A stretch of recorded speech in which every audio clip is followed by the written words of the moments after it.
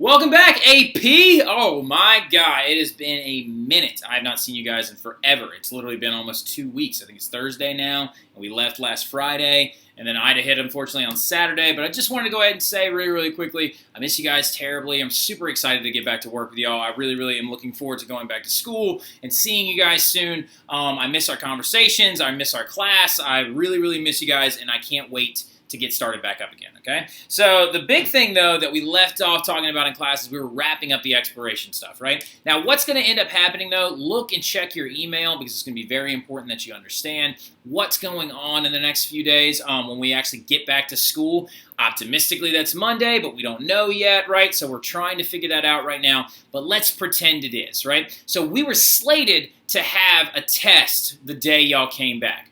I'm not going to do that. We're not going to have your first test the day you come back, right? That's messed up.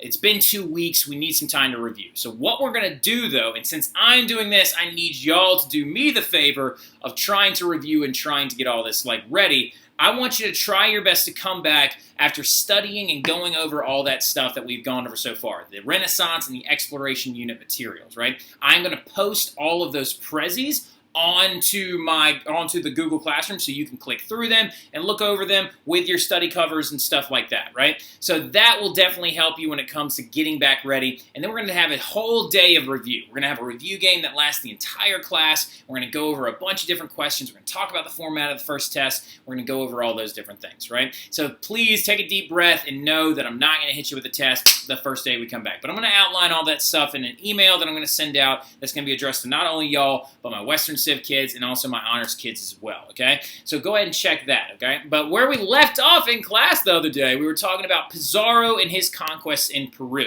Now, the big thing I know you did is you already wrote all this stuff down, right?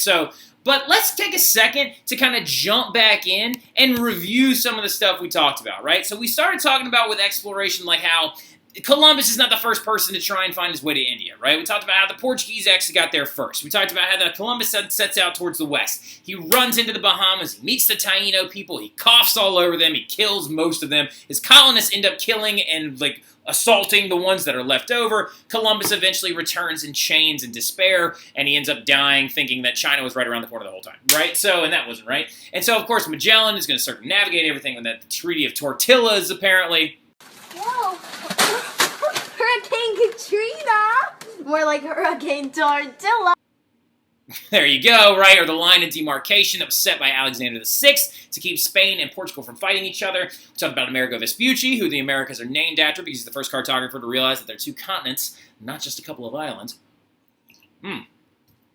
Etc. We talked about all that stuff, right? And then we got into a really big thing when we talked about Spanish conquest of the New World under Cortez, right? We talked about how Cortez wasn't even supposed to be the one that went. He was actually probably killed somebody that went before him, right? And he takes the boats and he burns them in the harbor and he follows the gift giver and he's got 2 interpreters and he's got only a few hundred and he convinces the people that the Aztec have taken over to rise up against them. Moctezuma dies, gets hit by a bunch of rocks, right? If you are a smart kid, you'll definitely go back and watch that portion of that last flip that talks about Cortez and his conquest, just to kind of review, keep it fresh in your brain, right? So also might attach one down at the bottom just so you can, there's a video that I've seen online before too that's actually really solid, so I'll attach that to the bottom of this as well, just so you can kind of go over it. I think it's a simple history video, right? Now, the big thing, though, is his cousin, Pizarro, Francisco Pizarro, is going to be the one in task of going after Peru.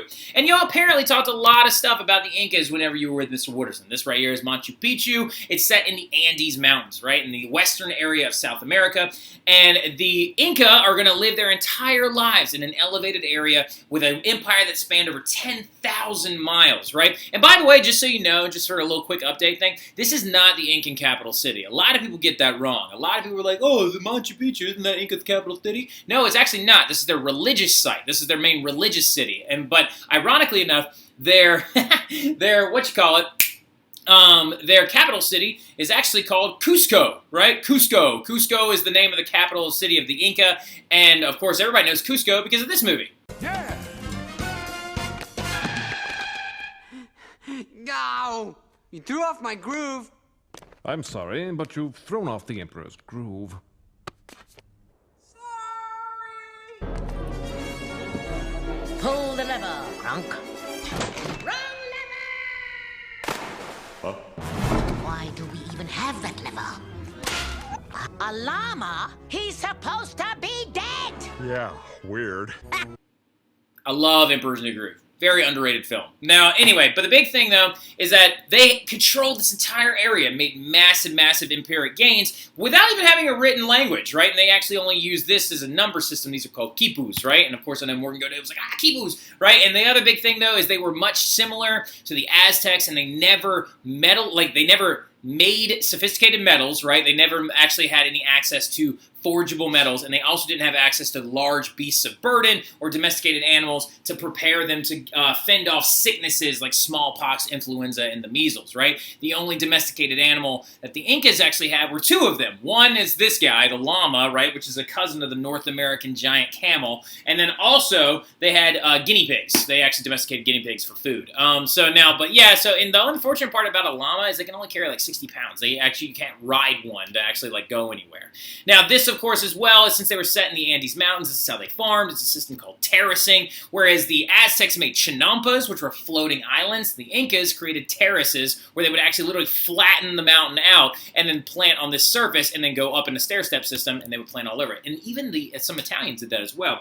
Now, just like the Aztecs, though, the Incans practiced sacrifice, right? They practiced sacrificial work to their multiple gods because they were a polytheistic religion. The biggest difference, though, is who they sacrificed and how they did it. The Aztecs would cut someone's heart out on top of a pyramid and then kick the body down the stairs, and that person was usually a tribute of a person paid to them by one of the villages they conquered, right? And they get to sacrifice upwards of 200 people a day for some religious festivals, things like that, and you would have to reach the hand and pull the heart out and stick it in a jaguar jar, right?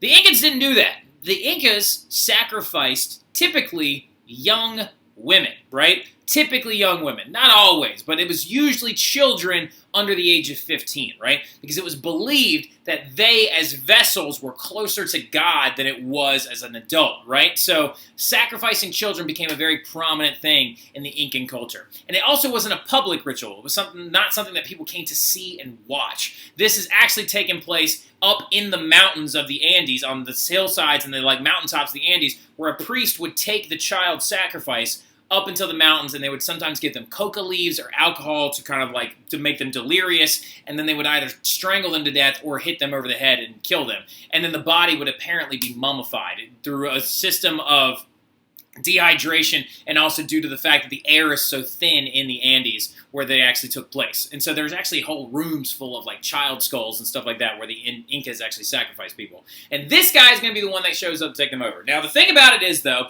is that the Incas were very weak from a massive civil war that was being enacted by this guy. This is their king, and his name is Atahualpa, right? So just so we know, is that Atahualpa was trying to become the king of the Incans, right? But he had a civil war against his brother because Atahualpa's father died, and it was not specifically related out who was going to be taking the throne. So Atahualpa raised an army, his brother raised an army, and the two groups went to get head-to-head in a civil war. So that's going to cost them a lot of lives in their military.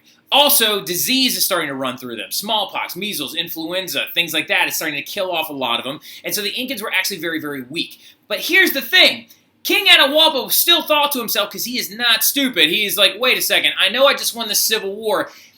From what I understand, there's only a couple hundred Spanish guys, right? And they got horses and they got guns and stuff, apparently, right? But we don't even necessarily know that for sure because Atahualpa had never seen them before. He thought a lot of the things that were said about the Spanish were rumors and were actual exaggerations. What Atahualpa didn't know is that they weren't exaggerations. And so Atahualpa thought he was coming up with a genius idea, and he was like, you know what I'm going to do? I'm going to set a trap, right? I'm going to set a trap at a place called Cajamarca, right? So Cajamarca was the site of the purported trap that was going to be set for the Spaniards by the Incans, right? So they sent word to Pizarro and his men. They were like, all right, meet us at Cajamarca in the square at midday, whenever the day was actually decided, and we will see you, and we will meet you, and we will discuss plans for how we're going to coexist, right, and avoid war.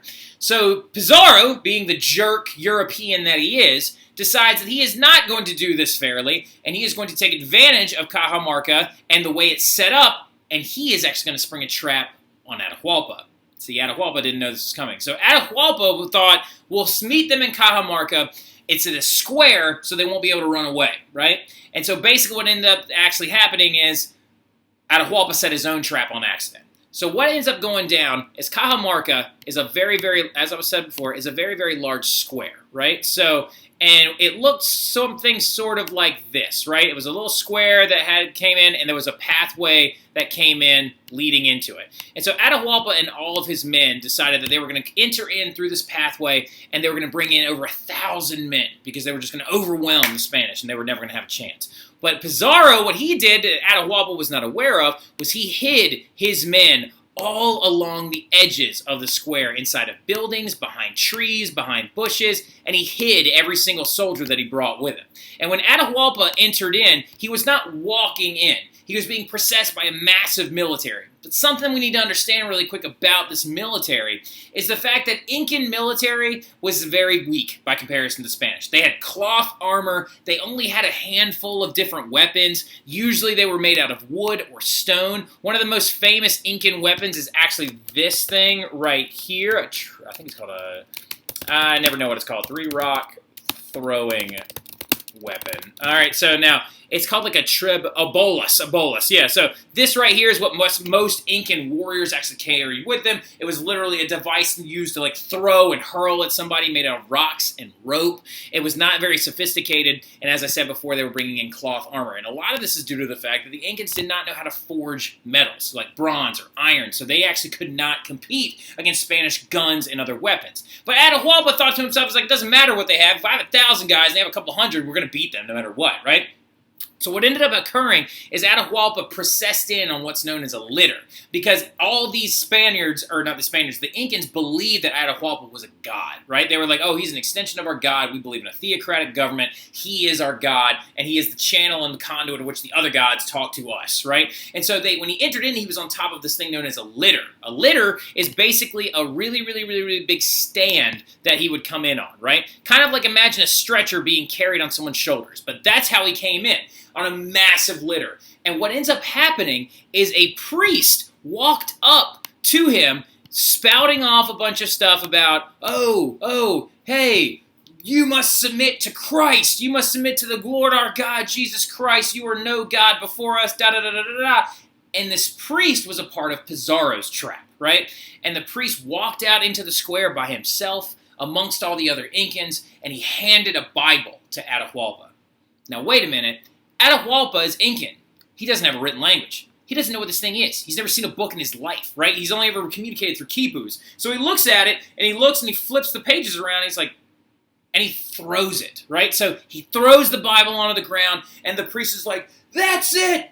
No, you have disgraced our God! And he holds up a cross, and then here come the Spaniards all at once, ringing bells, blowing whistles, shooting guns, firing cannons. And what ended up happening is all of the Incans ran. In absolute terror, they ran in every single direction, unable to defend themselves. And the Spaniards rolled over them. The Spaniards suffered no casualties, maybe a few minor injuries, but they killed over 800 Incans that day. And what ended up happening is Atahualpa surrendered out of fear, right? He surrendered out of fear, and the Spaniards decided they were going to ransom him, right? They were like, Atahualpa, if your people do not pay us X amount of gold, we will kill you, right? And Atahualpa's like, wait a minute, that's it? That's all you want? I can do that easily. And he takes him into one of their royal temples, to this thing called the Temple of the Sun, and he actually is like, as you can see, we have like tons of gold and silver. Like, we could fill several rooms this size with all kinds of gold.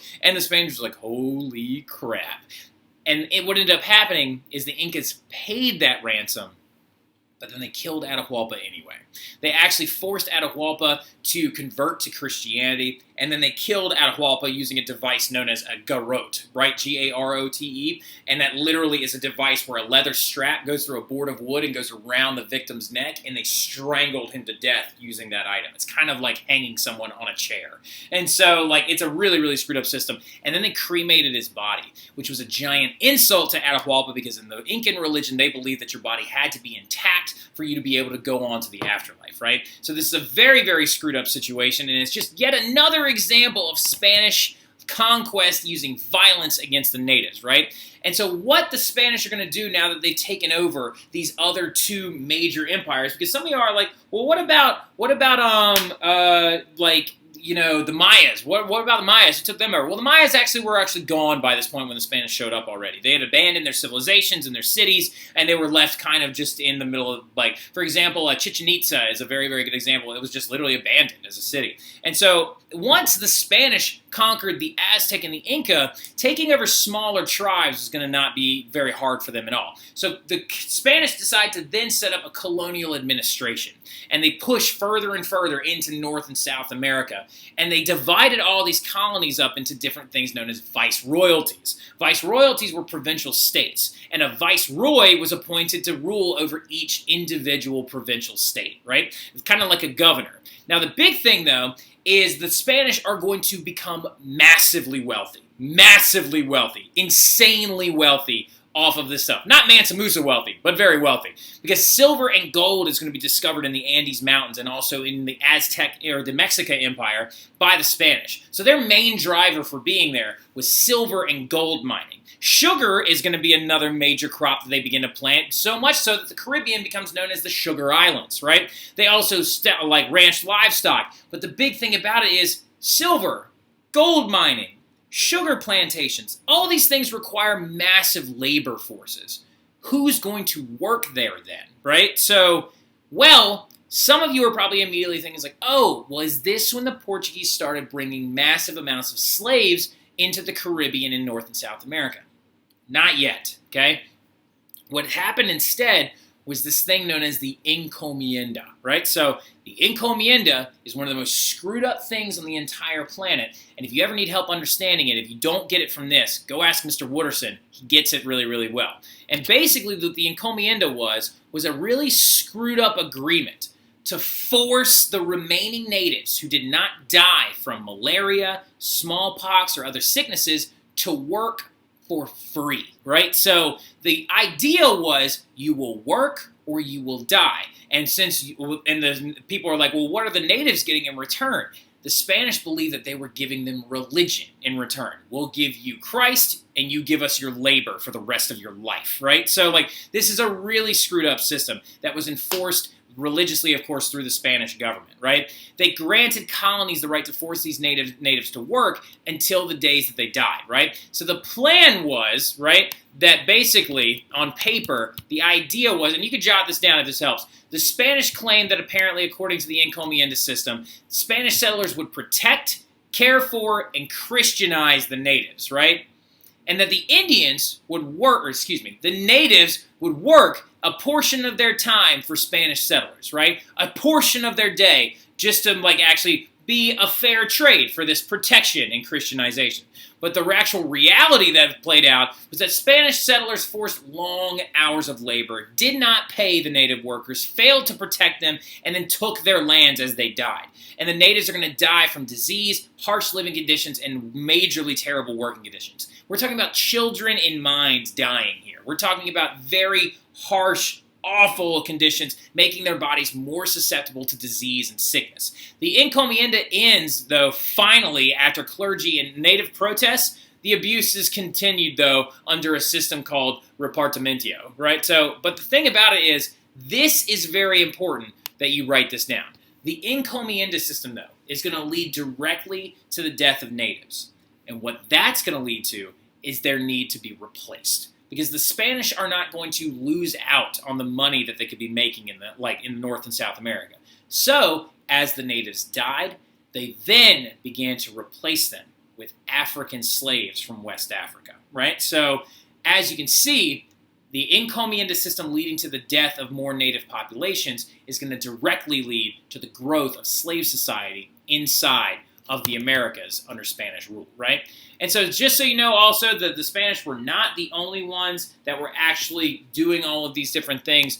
There are going to be major influxes as well of the English and the French, right? Well, just so you know, really, really quickly, the French are going to create their North American empire when they skirt through all this stuff because they're like, oh, well, the Treaty of Tordesillas only applies to Portugal and Spain, and then they're going to run over to North America, right?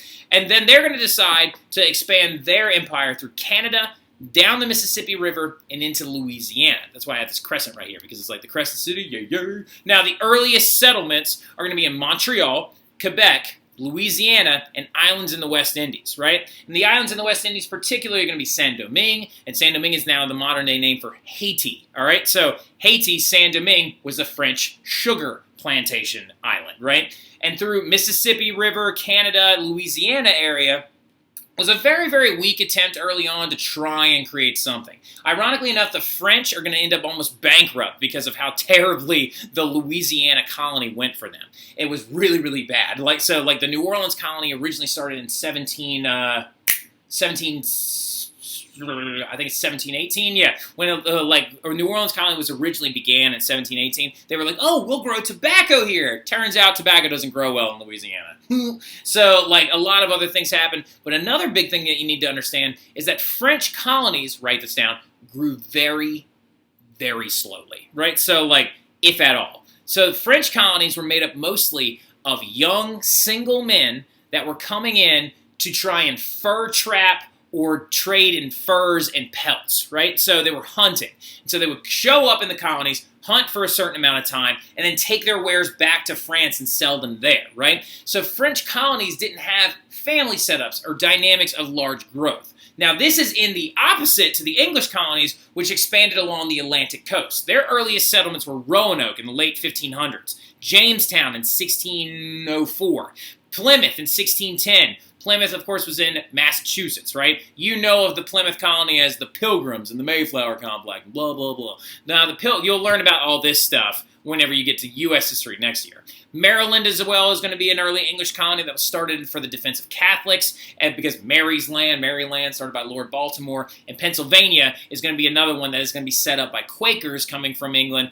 under William Penn, right? So, now the big thing about it, though, is English colonies made a ridiculous amount of money in tobacco sales, right? They actually made a ton of money in tobacco sales when they discovered tobacco in Virginia in the Jamestown colony. When they discovered this from the natives, they learned how to plant it and farm it from the natives, and Chesapeake Chesapeake tobacco became the massive cash crop for them.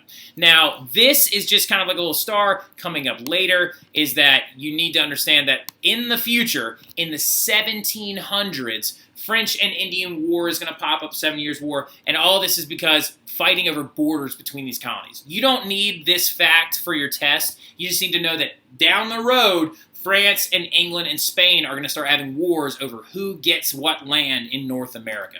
France is eventually going to lose Canada and Louisiana, but they're going to keep Saint-Domingue and Haiti, and France is going to get Louisiana back in 1800, and then they're going to sell it off again in 1803. So it's very important that we know that in the future that these guys are going to be playing a big part. And when you're looking at the two of these different colonies compared to one another, whereas the French colonies didn't grow very fast at all because it's mostly single men there for fur trapping, the English colonies grew very, very fast, mainly due to Native American assistance showing them how to survive the harsh winters, and also because the English colonies were completely relocated family units, a lot of times looking for economic growth, indentured servitude, or religious freedom in places like Plymouth, Maryland, and Pennsylvania, right? So the English colonies grew very, very fast, huge populations, of course, following the starving times in Jamestown when they literally ate each other instead of eating crops. Now, that is where this unit is going to end. We're going to then move on into our next unit and start off talking about the Columbian Exchange, which is going to be a very big deal. Then we're going to get into the Reformation and stuff like that. But I'll see y'all soon. Hope y'all have a good one. If y'all need any help, let me know.